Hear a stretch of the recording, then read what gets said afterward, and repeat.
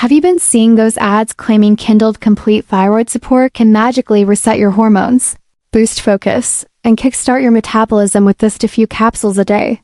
Because I decided to look deeper, and what I found deserves serious attention. After going through everything behind this product, from the website claims to the fine print, the ingredient list, and customer feedback patterns, the reality becomes far more complicated than the glossy marketing suggests. Kindled promotes 5 clinically backed ingredients and uses phrases like doctor approved and endocrinologist verified, but there's no publicly available clinical research proving this exact formula is effective for treating thyroid conditions, and no legitimate verification of any medical endorsements attached to it. The online reviews also raise red flags. Many of the glowing 5-star ratings appear duplicated across different sites or written in the same style, suggesting potential review manipulation rather than real patient experiences. Then there's the purchasing process itself.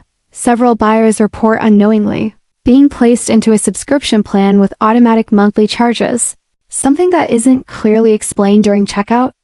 Add to that the fact that similar thyroid support blends with nearly identical ingredient labels sell wholesale for under $2, indicating this may simply be a repackaged dropshipping supplement marked up heavily for profit.